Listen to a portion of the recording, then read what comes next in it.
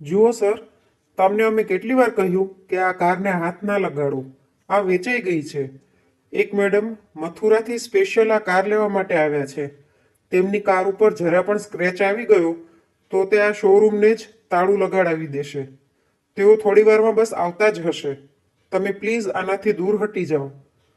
તે શોરૂમના એક કર્મચારીએ હાર્દિક અને તન્વીને કહ્યું. હાર્દિક ગુસ્સામાં બોલ્યો, પણ તમે લોકો એવું કઈ રીતે કરી શકો? મારે મારી પત્નીને આ કાર તેના જન્મદિવસ પર ગિફ્ટમાં આપવી હતી. સોરી સર, તમે 1 મહિના પહેલા આ કાર જોઈને ગયા હતા. તેના પછી તમે કોઈ જવાબ આપ્યો નહીં. અમે શું તમારી રાહ જોતા રહીએ? એટલું કહીને તેણે હાર્દિક અને તન્વીને તે કારથી દૂર ઊભા રાખી દીધા. તન્વી પોતાની મનપસંદ કાર ન મળવાના કારણે હાર્દિક ઉપર ગુસ્સો કરવા લાગી અને તેને ત્યાં જ સંભળાવવા લાગી. હાર્દિક બોલ્યો, તને તો ખબર જ છે કે અત્યારે આપણો ખરાબ સમય ચાલી રહ્યો છે. ઉપરથી તારી આ નવી નવી ફરમાઈશો. તને ખબર પણ છે કે આ કાર માટે મેં કેટલા લોકો પાસેથી વ્યાજે રૂપિયા લીધેલા છે. પણ તન્વીને તેનું ક્યાં કંઈ સાંભળવું હતું. તેને તો પોતાના જન્મદિવસ ઉપર બસ એ જ કાર ગિફ્ટમાં જોઈતી હતી. હજી તે બંનેમાં માથાકૂટ ચાલી રહી હતી કે ત્યાં બે લોકો સાથે એક 55 વર્ષીય મહિલા પહોંચ્યા. આંખો પર ચશ્મા, શરીર પર બનારસી સિલ્કની સાડી તેમની ખૂબસૂરતી પર 4 ચાંદ લગાવી રહી હતી. શોરૂમના માલિકે તેમને જોતા જ ખુરશી ખેંચી અને બેસાડ્યા અને બોલ્યા, શું લેશો મેડમ તમે? ચા, ઠંડુ કે કોફી? તે મહિલાએ એક કોલ્ડ કોફી મંગાવવાનું કહ્યું એટલે શોરૂમનો એક કર્મચારી દોડીને તેમના માટે કોલ્ડ કોફી લઈને આવ્યો. બધી ઔપચારિકતા પૂરી કર્યા પછી શોરૂમના માલિક બોલ્યા, મેડમ, તમારી કાર બિલકુલ તૈયાર છે. મધુબેન જેવા તે કાર સુધી પહોંચ્યા તેમને ત્યાં જોઈને તન્વી અને હાર્દિકના પગ નીચેથી જમીન સરકી ગઈ. જાણે તેમણે કોઈ માણસને નહીં પણ ભૂતને જોઈ લીધું હોય. તેમને પોતાની આંખો પર વિશ્વાસ જ નહોતો થઈ રહ્યો. મધુબેને એક કુટિલ સ્માઇલ તે બંને તરફ કરી અને પૂરા 50 લાખનો ચેક શોરૂમના માલિકને આપતા બોલ્યા, આ કાર સાંજ સુધી મારી ઓફિસ સુધી પહોંચી જવી જોઈએ. હા મેડમ, તમે જરાય ચિંતા ન કરો. અમે પૂરી સેફટી સાથે તમારી કાર તમારી ઓફિસ સુધી પહોંચાડીને આવીશું. આટલું કહીને તેણે મધુબેનની ગાડીનો દરવાજો ખોલ્યો અને મધુબેન પોતાના બંને માણસોની સાથે પાછા મથુરા જવા નીકળી ગયા. અને ત્યાં જ હાર્દિક અને તન્વી તો જાણે મધુબેનને જોઈને ફેવિકોલની જેમ એક જગ્યાએ ચોંટી ગયા હતા અને આંખો પહોળી કરીને હજી રસ્તા તરફ તેમને જ જોઈ રહ્યા હતા. હાર્દિકે આતુરતાથી શોરૂમના એક કર્મચારીને પૂછ્યું, ભાઈ, આ જે મહિલા હતા તે કોણ હતા? શું તમે તેમને ઓળખો છો? હાર્દિક મધુબેનને ઓળખતો ન હોય એવી રીતે પૂછ્યું. તે કર્મચારી હસીને બોલ્યો, શું સર, તમે આ મેડમને નથી ઓળખતા? અરે, એમ પૂછો કે આમને કોણ નથી ઓળખતું. આખા મથુરાથી લઈને દૂર દૂર શહેર સુધી આમના નામના ચર્ચા છે. તન્વીને તો હજી વિશ્વાસ નહોતો થઈ રહ્યો. તેને લાગી રહ્યું હતું જાણે તેણે કોઈ સપનું જોઈ લીધું હોય. હજી થોડા વર્ષો પહેલા એક એક રૂપિયા માટે આધારિત ભટકતી સ્ત્રી અહીં સુધી કેવી રીતે પહોંચી ગઈ? એને તો આ વાત સમજાતી જ નહોતી. તે હાર્દિકને કહેવા લાગી, હાર્દિક, આવું કેવી રીતે થઈ શકે? હાર્દિક પણ વિચારી વિચારીને પરેશાન થઈ રહ્યો હતો. તેને પણ કંઈ સમજાતું નહોતું. બીજી બાજુ મધુબેન ઓફિસ પહોંચ્યા અને પોતાની ખુરશી પર બેસીને સામે પડેલા ફોટાને તે એકીટશે નિહાળી રહ્યા હતા. જે પીડાને તેમણે આટલી નજીકથી જોઈ હતી આજે ફરી તે તેમની સામે હતો. એ જ વિચારતા તેઓ અતીતમાં ખોવાઈ ગયા. અરે મમ્મી, તમે સવારમાં નાહીને ઘરમાં બેસો. તમારામાંથી ખૂબ જ દુર્ગંધ આવે છે. સમજાતું નથી કે આટલું મોટું ઘર છે, મોંઘી મોંઘી વસ્તુઓથી મેં ઘર સજાવ્યું છે. લોકો આવે છે તો મારા ઘરના વખાણ કરતા થાકતા નથી અને આ બધી ચીજોમાં એક તમે છો જેના પર નજર પડે તો લોકો શરમથી પોતાનું મોઢું છુપાવી લે. એક તો ગરમીના કારણે હાલત ખરાબ છે, ઉપરથી તમારી આ દુર્ગંધ. ચલો જાઓ, પહેલાં નાહી લો, પછી અહીં બેસજો. હાર્દિક પોતાની મમ્મી મધુબેનને કહેવા લાગ્યો. મધુબેનની આંખમાં આંસુ આવી ગયા. બેટા હાર્દિક, તું શું પોતાની માને ઓળખતો નથી? હું તો સવારમાં નાહીને ભગવાનની પૂજા કરીને પછી અહીં આવું છું. અને બેટા, આખી રાત હું પરસેવાથી તરબતર રહું છું. મારા રૂમનો ટેબલ પંખો પણ ખરાબ છે. કેટલા દિવસથી તન્વીને કહી રહી છું કે ઠીક કરાવી દે અને મારા માટે એક સાબુ લઈ આવી દે, પણ અહીં મારું સાંભળે કોણ છે? આટલું કહીને મધુબેન રડવા લાગ્યા. હાર્દિક બોલ્યો, મમ્મી, સવાર સવારમાં તમે તમારી વહુની ફરિયાદ લઈને બેસી ગયા. તમને શરમ નથી આવતી? અરે, આખા ઘરની જવાબદારી તે ઉપાડે છે, તમારું આટલું ધ્યાન રાખે છે, અને તમે છો કે તેની જ ફરિયાદ કરો છો? ત્યારે મધુબેનની વહુ તન્વી ત્યાં આવી અને બોલી, અરે મમ્મી, તમે સવાર સવારમાં શું આમની સામે રોદણા રોવા બેસી ગયા? જાણો છો ને નોકરીની મુશ્કેલીઓ, ઘરની જવાબદારી, કેટલું બધું આમની માથે હોય છે. તમે તો માં છો, તમને તમારા દીકરાની કોઈ ચિંતા નથી? અને શું કહી રહ્યા હતા? પંખો ઠીક નથી કરાવ્યો અને સાબુ નથી આપતી. સાંભળો, ઘરમાં નવો સાબુ નહોતો એટલે મેં કહ્યું કે ત્યાં દેશી સાબુ પડેલો છે તેનાથી જ નહીં લો. પણ નહીં, તમારી માને તો સુગંધિત સાબુ જ જોઈએ. કામનાના કાજના, દુશ્મન અનાજના. અરે, બીજી વહુ હોત ને તો ક્યારના ઘરમાંથી બહાર કાઢી મૂક્યા હોત. એ તો હું છું જે આમને રાખું છું. અને જોઈ લો, તમારી સામે મારી ફરિયાદ કરી રહ્યા છે. આટલું કહીને તન્વી રોવાનું નાટક કરવા લાગી. હાર્દિક બોલ્યો, સવાર સવારમાં બિચારીને રોવડાવીને? તમને તકલીફ શું છે? તમે કેમ દેશી સાબુથી નાહી ના શકો? મધુબેન બોલ્યા, તન્વી મને જે સાબુ આપી રહી હતી તે સાબુથી આપણે હાથ ધોઈએ છીએ, અને તે જ સાબુ તે મને નાહવા માટે આપી રહી હતી. વિચાર, પછી હું ભગવાનની પૂજા કેમ કરું? હાર્દિક કંઈ બોલે તે પહેલા તન્વી બોલી, સારો સાબુ પણ શું ખરાબ થઈ જાય છે? અરે, હાથ ધોવા માટે મેં હેન્ડવોશ લઈને રાખી દીધું છે, તો હવે શું આ સાબુ બરબાદ થવા દેશો? જોઈ રહ્યા છો તમે તમારી માની નવાબી? અને જાણો છો હવે પંખો રિપેર કરાવવામાં કેટલા રૂપિયા લાગશે? એટલામાં તો નવો પંખો આવી જાય. હવે કહો કેટલો ખર્ચો થઈ જશે? હાર્દિક બોલ્યો, ખર્ચાની આમને ક્યાં ચિંતા છે? એમની તો બધી માંગો પૂરી થઈ જાય છે. ગધેડાની જેમ આખો દિવસ મજૂરી તો હું કરું છું. સાંભળી લો મમ્મી, એ સાબુ લગાડવો હોય તો લગાડો, નહીતર પોતાના રૂમમાં બેઠા રહેજો. બહાર બેસવાની જરૂરત નથી. અને તન્વી, આ વર્ષે ગરમી ખૂબ જ છે. મેં એસીનો ઓર્ડર આપી દીધો છે, એટલે આપણા રૂમમાં હવે એસી લાગી જશે.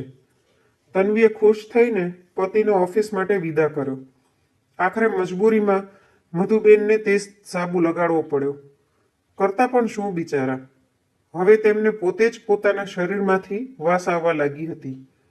બિચારા પોતાના રૂમમાં બેઠા પોતાના જૂના દિવસો યાદ કરીને રડી રહ્યા હતા. જે દીકરાની દરેક ઈચ્છા પૂરી કરી, ભણાવી ગણાવીને એ લાયક બનાવ્યો, લગ્ન પછી તેના કહેવા પર શહેરમાં મોટું ઘર ખરીદ્યું, પણ આજે એ જ દીકરો વહુ સાથે મળીને પોતાની માનું જ અપમાન કરી રહ્યો હતો. એક દિવસ તન્વી રસોડામાં કંઈક કરી રહી હતી. મધુબેન આંટા મારતા મારતા દીકરાના રૂમમાં ગયા તો દીકરો એસીની હવામાં ઠંડીથી ઠૂઠવાઈ રહ્યો હતો, એટલે તેમણે એસી બંધ કરી દીધું. થોડી વાર પછી હાર્દિકે રાડ પાડી, તન્વી, મારા રૂમનું એસી કોણે બંધ કર્યું? મારા રૂમમાં આખી રાત એસી ચાલુ રહે તો કોઈને શું વાંધો? મધુબેન બોલ્યા, બેટા, એ તો મેં બંધ કર્યું હતું. મેં જોયું કે તું ઠંડીમાં ઠૂંઠવાઈ રહ્યો હતો.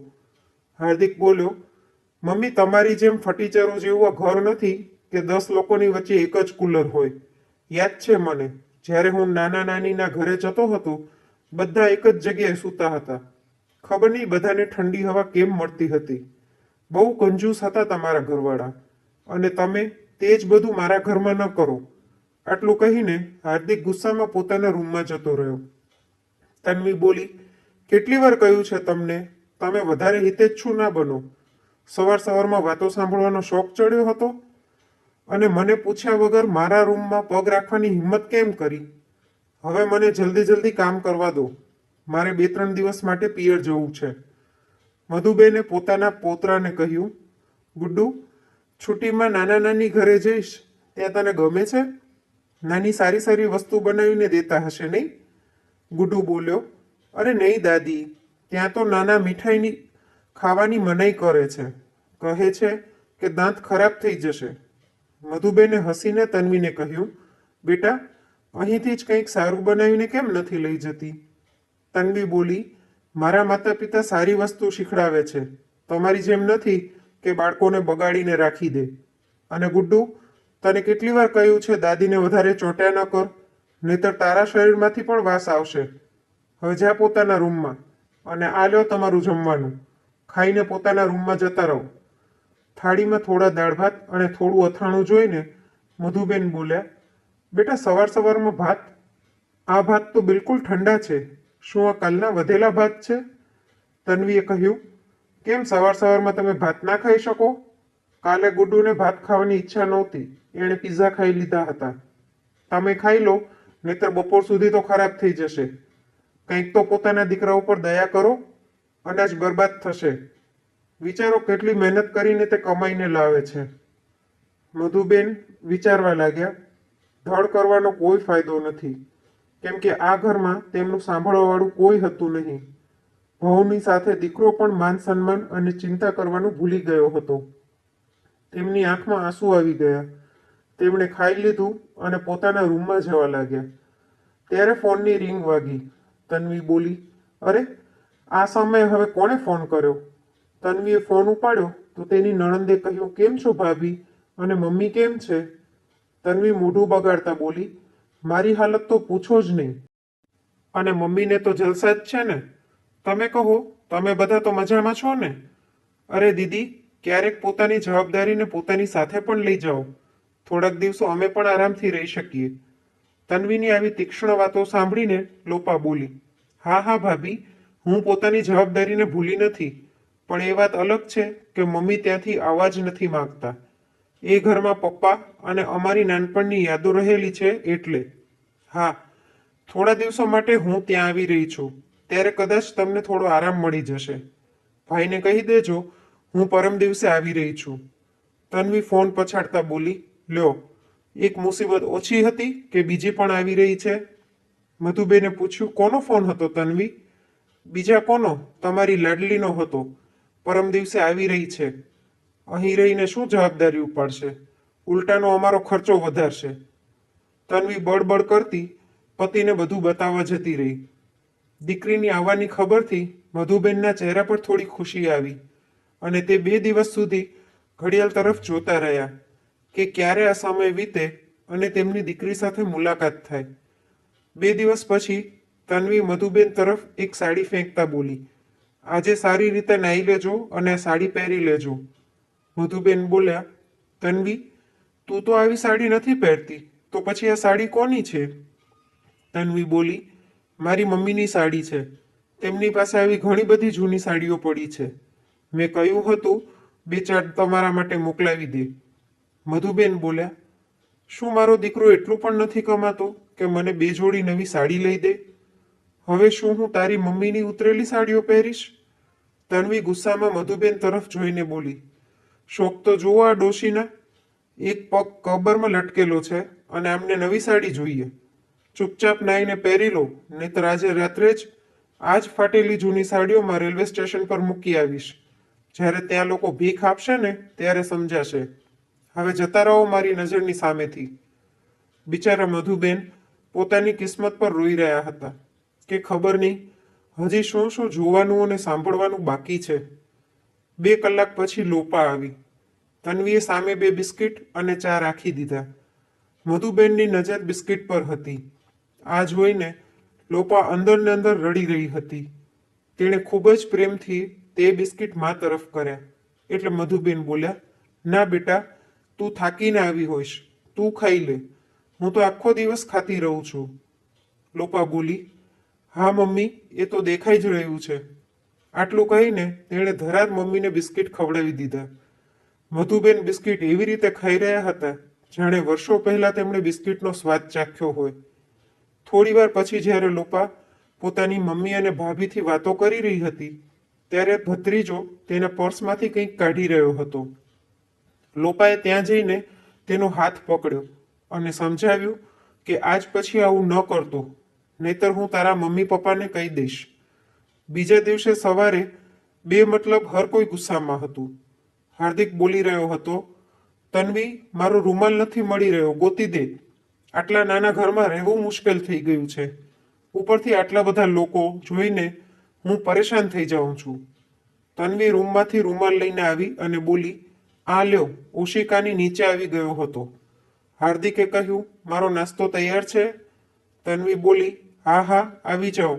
સવારથી તો રસોડામાં જ કામ કરું છું. અને ગુડ્ડુને પણ કહેજો નાસ્તો કરી લે. તન્વીએ બધાનો નાસ્તો તૈયાર કર્યો અને બોલી, ગુડ્ડુ, સેન્ડવિચ અને કેળું છે, જલ્દીથી ખાઈ લે, નહીતર સ્કૂલે જવાનું મોડું થશે. ત્યારે લોપાએ તન્વીને કહ્યું, ભાભી, તમે ગુડ્ડુને ખવડાવી દો, ત્યાં સુધી હું તેનું બેગ પેક કરી દઉં. એટલું કહીને તે ગુડ્ડુનું બેગ પેક કરવા લાગી. ત્યારે તેની નજર થોડા રૂપિયા પર પડી. તેણે રૂપિયા કાઢીને કહ્યું, ગુડ્ડુ, તે ફરી રૂપિયા લીધા? કાલે જ મેં તને સમજાવ્યો હતો ને કે આ સારી વાત ન કહેવાય. ગુડ્ડુ ગુસ્સામાં બોલ્યો, તમારી હિંમત કેમથી મારું બેગ ચેક કરવાની? મારે નથી ખાવું. ત્યારે રસોડામાંથી તન્વી આવી અને બોલી, શું થયું? તું ગુસ્સામાં કેમ છો? ગુડ્ડુએ કહ્યું, જુઓ ને મમ્મી, એક તો કાલે પણ ફઈ મને ખીજાણા હતા અને આજે મારા બેગમાંથી રૂપિયા કાઢી લીધા. તન્વી ગુસ્સાથી બોલી, લોપા, શરમ નથી આવતી ભત્રીજાના રૂપિયા લેતા? આખરે મારા દીકરાએ એવું શું કર્યું કે આને તમે કાલે ખીજાણા? આ બધું તમે તમારા ઘરમાં કરજો, અમારા ઘરમાં બધું નહીં ચાલે. આપી દો આના રૂપિયા. લોપા બોલી, ના, જરાય નહીં આપું. ભલે આ નાનો છે, પણ અમારા ઘરના સંસ્કાર નથી. તમને ખબર છે હું એને કઈ વાત પર ખીજાણી હતી? તમારા લાડલાએ કાલે મારા પર્સમાંથી રૂપિયા કાઢ્યા હતા. પૂછો એને. હવે તો ચોરી કરવાનું પણ શીખી ગયો છે. આની જેટલી જીદ તમે લોકો માનો છો એટલો જ આ જિદ્દી થતો જાય છે. મધુબેન બોલ્યા, બરાબર કર્યું બેટા કે તું એને ખીજાણી. આખરે આપણો છોકરો છે, કોઈને ઈચ્છે કે આ બગડી જાય. આની જગ્યાએ જો મારો દીકરો હોત તો હું એને સજા આપત. તન્વી બોલી, અચ્છા, કોની એટલી હિંમત કે મારા દીકરાને હાથ પણ લગાડે? લોપા બોલી, ભાભી, તમે તો એવી રીતે કહી રહ્યા છો જાણે ગુડ્ડુ અમારો કંઈ છે જ નહીં. અરે, જો આજે નહીં રોકો તો કાલે આનાથી પણ વધારે મોટી ભૂલ કરશે.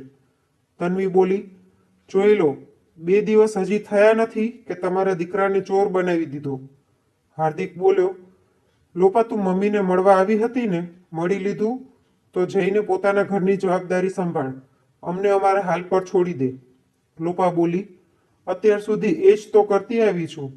તમારાથી જ્યારે પોતાની વૃદ્ધ માં નથી સંભાળી શકાતી તો મોટો થતો છોકરો શું સંભાળશો? ભાઈ, જો તમે આવી વાતો કરશો તો વિચારો તમારો દીકરો શું શીખશે? ખોટી વાત પર તમે એને ટોકતા નથી, તેની સામે તમે પોતાની મા બહેનનું અપમાન કરો છો. તમને લાગે છે કે મોટો થઈને તમારું આદર કરશે? હાર્દિકે ગુસ્સામાં ગુડ્ડુને થપ્પડ મારી દીધી અને બોલ્યો, જા સ્કૂલ, તારી સાથે તો હું પછી વાત કરીશ. ગુડ્ડુ મોઢું બગાડીને ત્યાંથી જતો રહ્યો. તન્વી લોપાને જેમને તેમ સંભળાવા લાગી, રોડાવી દીધો ને મારા દીકરાને, પડી ગઈ કાળજામાં ઠંડક. હવે જતા રહો અહીંથી. અને એટલી જ માની યાદ આવતી હોય ને તો આ ગંદકીની ટોકરીને પણ પોતાની સાથે લઈ જાઓ. અમારે નથી રાખવા હવે આમને આ ઘરમાં. લોપા બોલી, તમારું ઘર? યાદ છે ને તમને 11 વર્ષ પહેલા જ્યારે ગામડાની જમીન અને ઘર વેચવાની વાત થઈ હતી તો તમે બંને કહ્યું હતું સાઈન કરી દો. દીકરીની આ જ જવાબદારી હોય છે. અને શહેરના આ ઘરને પપ્પાએ ખૂબ જ મહેનતથી મમ્મી માટે બનાવ્યું હતું કે એમાં તમે લોકો મમ્મીનું પૂરેપૂરું ધ્યાન રાખશો. શું આવી રીતે જ ધ્યાન રાખો છો? હાર્દિક બોલ્યો, લોપા, તું કહેવા શું માગે છે?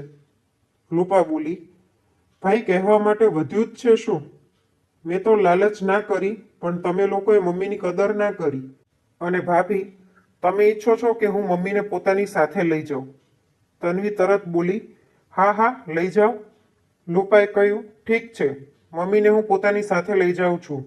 એમ કરો, 11 વર્ષ પહેલા જે પણ રકમ તમને જમીન અને ઘર વેચીને મળી હતી તે મમ્મીના નામે ફિક્સ કરી દો.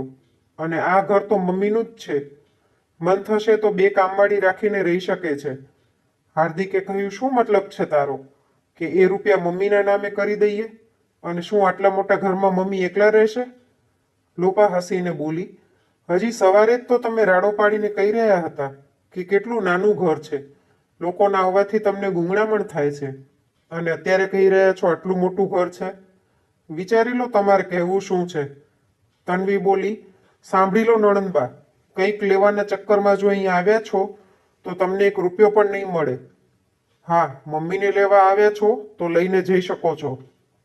લોપા ઊભી થઈ ગઈ અને બોલી, શું કામે જાશે મારી માં આ ઘરમાંથી, જ્યારે આ ઘર મારી માનું છે? હાર્દિક મધુબેનનો હાથ જોશથી પકડીને બોલ્યો, જરૂર તમે જ તમારી દીકરીને કહ્યું હશે કે અમે તમારું ધ્યાન નથી રાખતા. સાંભળી લો મમ્મી, જો અમે તમને મૂકી દઈશું ને તો કોઈ પણ તમને પૂછશે નહીં.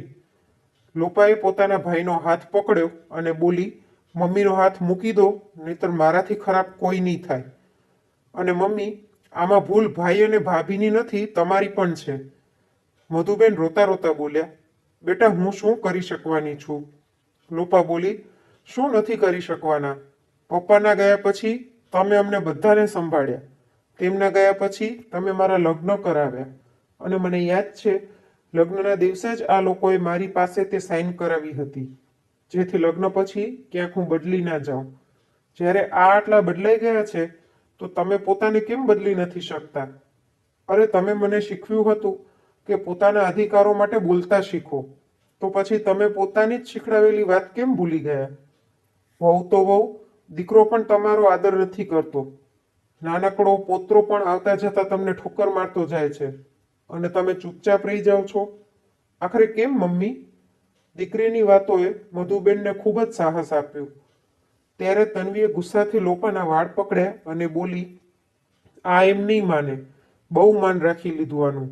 ચલ નીકળ મારા ઘરમાંથી. લોપા ઈચ્છત તો એક ઝટકામાં તન્વીને જવાબ આપી શકતી હતી, પણ તેણે બસ પોતાની મા તરફ જોયું. અચાનક મધુબેનમાં એટલી તાકાત આવી ગઈ કે તેમણે એક જોરદાર થપ્પડ તન્વીને મારી દીધી અને બોલી, મૂક મારી દીકરીને. તારી હિંમત કેમ થઈ મારી દીકરીને હાથ અડાડવાની? તન્વી લડખડાઈને દૂર પડી. હાર્દિક સામે આવ્યો અને બોલ્યો, મમ્મી, 4 દિવસમાં દીકરીએ તમને એટલું ખવડાવી દીધું કે તમારી ચરબી વધી ગઈ?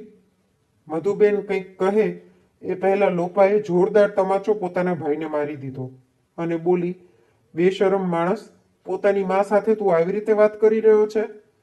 અરે જે પોતાની જનેતાનું અપમાન કરે તે સમાજની બીજી મહિલાઓને શું માન આપશે? હવે હું તમને બતાવું છું કે તમારી સાથે શું થવું જોઈએ. ઊભા રહો. લોપાએ તરત જ પોલીસને ફોન કર્યો અને તેની ખબર આપી. જોત જોતામાં આસપાસના બધા લોકો જમા થઈ ગયા. પોલીસ આવી. મધુબેનની હાલત જોઈને કોઈને કંઈ કહેવાની જરૂરત હતી નહીં. મધુબેને પોતાની આપવીતી પોલીસને બતાવી. પોલીસે અત્યારે તન્વી અને હાર્દિકને પકડી લીધા. પૂછતાછ કરીને બીજા દિવસે બંને ઘરે આવ્યા. જ્યારે તેમને અહેસાસ થયો કે હવે તેમની હાલત અને આબરૂ બંને ખરાબ થઈ ચૂકી છે, એટલે બંને મધુબેન પાસે માફી માંગવા લાગ્યા. મધુબેને દીકરી તરફ જોયું તો લોપા બોલી, મમ્મી, પહેલા પણ તમે પોતાના નિર્ણય પોતે લેતા હતા અને આજે પણ લેશો. બસ એટલું યાદ રાખજો કે પોતાનું માન સૌથી પહેલા તમે પોતે કરશો, ત્યારે લોકો તમને માન આપશે. મધુબેને આત્મવિશ્વાસ સાથે કહ્યું, હું તમારા બંનેથી કોઈ સંબંધ રાખવા નથી માંગતી. જે રૂપિયા તમે પહેલા લઈ લીધા તે તો લઈ જ લીધા છે. હવે તમને કંઈ નહીં મળે. તમે બંને 2 દિવસમાં આ ઘર ખાલી કરો અને જ્યાં જવું હોય ત્યાં જતા રહો. જે ઘરની લાલચમાં દીકરા બહુએ મારું માન ન રાખ્યું, હવે હું તે ઘરમાં પણ નથી રહેવા માંગતી. આ ઘરને વેચીને હું મથુરા જવા માંગુ છું અને ત્યાં જ પોતાના જેવી દુખિયારી માઓ સાથે રહેવા માંગુ છું. કમસે કમ ત્યાં કોઈ અપમાન તો નહીં કરે. આટલું કહીને મધુબેન દીકરીની મદદથી પોતાના રૂમમાં જતા રહ્યા. 2 દિવસ પછી હાર્દિક અને તન્વીને ઘર ખાલી કરવું પડ્યું. લોપા થોડા દિવસો માટે મધુબેનને પોતાના ઘરે લઈ ગઈ અને એજન્ટને કહીને ઘરને વેચી નાખ્યું. 10 દિવસ પછી મધુબેન દીકરી અને જમાઈના ઘણા કહેવા છતાં પણ રોકાણા નહીં અને મથુરામાં એક વૃદ્ધા સ્ત્રીના ઘરે રહેવા લાગ્યા. લોપાએ બધા રૂપિયા મધુબેનના એકાઉન્ટમાં જમા કરાવી નાખ્યા, જેથી જ્યાં સુધી તે જીવે તેમનું ભરણ પોષણ તે રૂપિયાથી થતું રહે. મધુબેને જોયું, અહીં એક વૃદ્ધ સ્ત્રી નાના મોટા ઇમિટેશન દાગીના બનાવીને પોતાનો ગુજારો કરતી હતી. એક દિવસ મધુબેન બોલ્યા, બેન, શું હું તમારી મદદ કરું? તમે મને પોતાના ઘરમાં આશરો આપ્યો છે, તો તમારા માટે એટલું તો હું કરી જ શકું. મધુબેનને નાનપણથી જ આ બધી વસ્તુઓ બનાવવાનો ખૂબ જ શોખ હતો, નવરાત્રિ હોય કે ગણેશ સ્થાપના, તે નાના મોટા સેટ બનાવતા હતા. મધુબેન હવે નવા નવા પ્રકારના સેટ બનાવવા લાગ્યા. તે વૃદ્ધા સ્ત્રીની દુકાનમાં વેચાણ પણ હવે વધી ગયું હતું. દૂર દૂરથી બધા તેમની પાસે સેટ લેવા આવતા હતા, જેને જોઈને મધુબેનની હિંમત વધારે વધી ગઈ. એટલું જ નહીં, અહીંથી જ મધુબેનની જિંદગીની એક નવી શરૂઆત થઈ. હવે તો મધુબેનને મોટા મોટા ઓર્ડર મળવા લાગ્યા હતા. લગ્નમાં દુલ્હનની હલ્દી, મહેંદી, લગ્ન રિસેપ્શન, એના માટેના સેટ હોય કે પછી કોઈ બીજા વાર તહેવાર કે પ્રસંગના સેટ હોય, બધા જ પ્રકારના સેટ મધુબેન હવે બનાવવા લાગ્યા હતા. અત્યાર સુધી ઠોકરો ખાવાવાળા મધુબેન આજે મથુરાના જાણીતા લોકોમાંથી એક હતા. કાલ સુધી દીકરા વહુ પર આશ્રિત, એક એક રોટલી માટે તેમનું મોઢું તાકવાવાળા મધુબેને આજે 5 વર્ષની અંદર એટલા રૂપિયા તો કમાઈ લીધા હતા કે 10 ભૂખ્યા લોકોનું પેટ તે હરરોજ ભરી શકે. મધુબેન પોતાના વિચારોમાંથી બહાર નીકળ્યા. અત્યાર સુધી તેમની કાર શોરૂમ વાળાએ ઓફિસની બહાર ઊભી કરી દીધી હતી. તે જેવા બહાર નીકળીને આવ્યા, તેમનો દીકરો અને વહુ કારનો પીછો કરતા કરતા તેમની ઓફિસ સુધી પહોંચી ગયા હતા. માની ઓફિસને જોઈને બંનેની આંખો ફાટેલી રહી ગઈ અને આજીજી કરતા તેમના પગમાં પડી ગયા. હાર્દિક બોલ્યો, મમ્મી, અમને માફ કરી દો. અમે પોતાની દેવી જેવી માનું આટલું અપમાન કર્યું. અમને તો ભગવાન નરકમાં પણ જગ્યા નહીં આપે. તમે ઘરેથી શું ગયા? તમારા જતાં જ મારી નોકરી પણ છૂટી ગઈ. અમારી હાલત ખરાબ થઈ ગઈ. મધુબેન આજે પોતાના દીકરા અને વહુના મગરના આંસુ જોઈને પીગળવાના નહોતા. તે પોતાના નિર્ણય પર અટલ રહ્યા અને બંનેને પોતાની ઓફિસના વોચમેનને કહીને ધક્કા મારીને ત્યાંથી બહાર નીકાળી દીધા. બંને પોતાની પ્રાયશ્ચિતની આગમાં બળતા ત્યાંથી જતા રહ્યા. મધુબેને ક્યારેય પાછું વળીને દીકરા વહુ તરફ જોયું નહીં અને પોતાની પ્રગતિ તરફ સતત આગળ વધતા રહ્યા. તો મિત્રો, મધુબેને પોતાના દીકરા અને વહુને માફ કરવા જોઈએ કે નહીં, પોતાના મંતવ્ય કોમેન્ટ બોક્સમાં જરૂરથી જણાવજો. અને જો વાર્તા ગમી હોય તો લાઈક કરીને વધુમાં વધુ શેર પણ કરજો. અને આવી જ અવનવી વાર્તા સાંભળવા માટે ચેનલને સબસ્ક્રાઇબ જરૂરથી કરજો.